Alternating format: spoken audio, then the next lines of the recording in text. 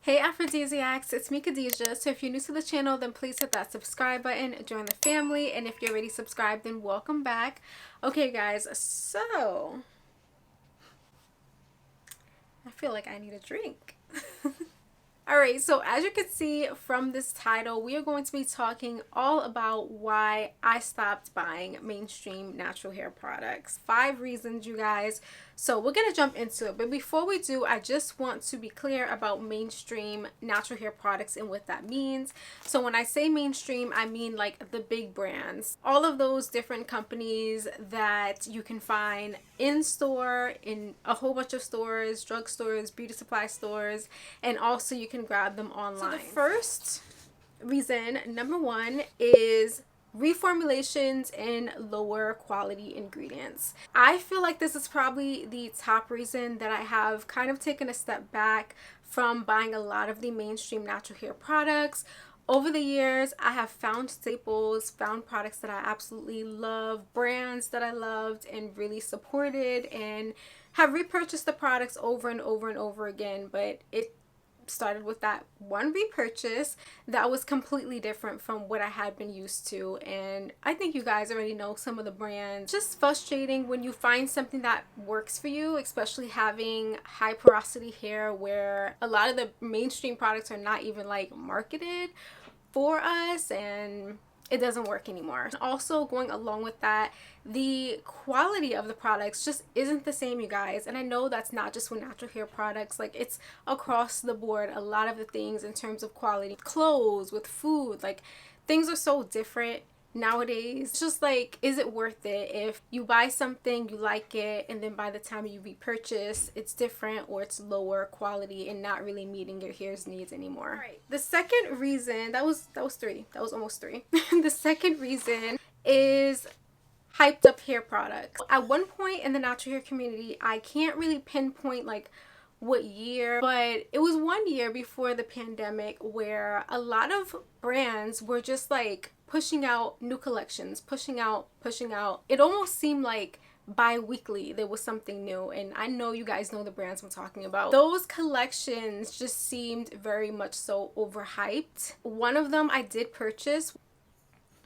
So yeah, that's another thing. I just feel like when a brand kind of like pushes new collections and they're so close together, it makes me question how much time went into formulating this collection, how much research. Did you actually like really sample this on a good number of people to see like how it would perform? For me, I much prefer brands that have like fewer collections. They have their core products, you know, they're tried and true, they work. Or if a brand has been out here for like super long years, then it's kind of expected that they would have more collections. But at least like if you are gonna have a bunch of collections, let them be good, like bring value. Reason number 3, can you guys see my fingers? Okay, reason number 3 is a lack of transparency.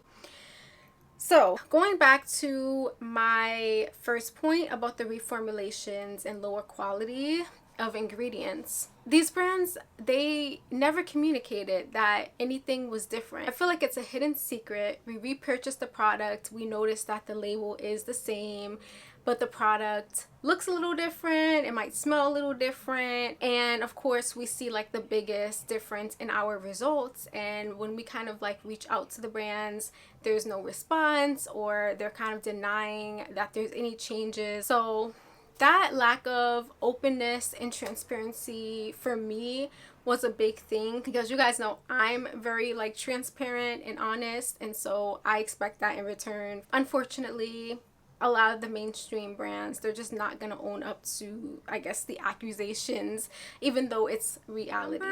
4 is a lack of trust.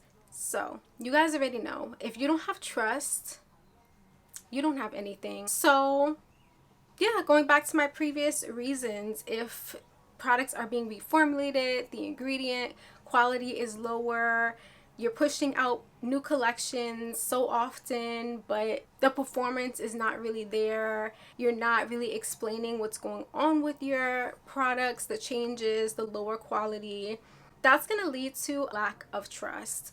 And once that's gone, there's kind of no coming back from that, because you're just not going to feel comfortable shopping a brand or products that almost feels like you know nothing about, because they've changed so.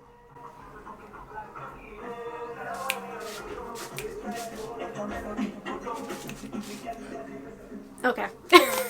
Because they've changed so much. They just feel like a whole new brand to you. Do you guys get what I'm saying? I hope you get what I'm saying. So that's how I feel about a lot of the mainstream natural hair brands that I've once loved and supported. And it's not to say that I won't ever buy, you know, a mainstream product again, but where I am right now, the trust is just like not really there. And number 5, my final reason is simply a lack of interest.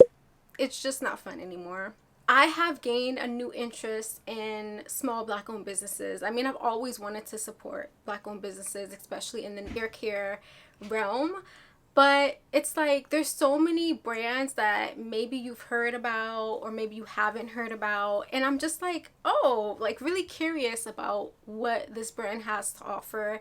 And I feel happy and proud to share these brands with you guys, especially if the products, like, they're high quality and they have amazing customer service. You reach out to them, they correspond with you. If there is something that comes out and I'm like, oh wow, this seems like it would really meet my hair's needs and I'm interested in it genuinely, then of course I will purchase it and, you know, try it and bring a video to you guys. But as far as just like buying stuff just to buy it because it came out, like, with that being said, I wanted to just share what I have been using instead.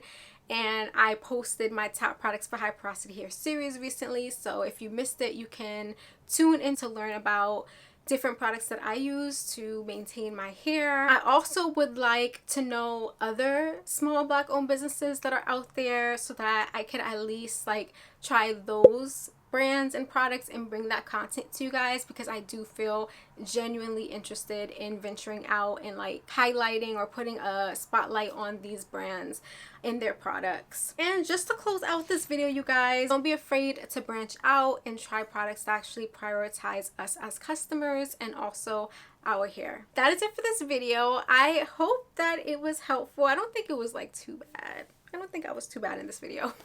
If you enjoyed this video, please give it a big thumbs up, comment down below, feel free to share this video, and of course, subscribe. I will see you all in the next one.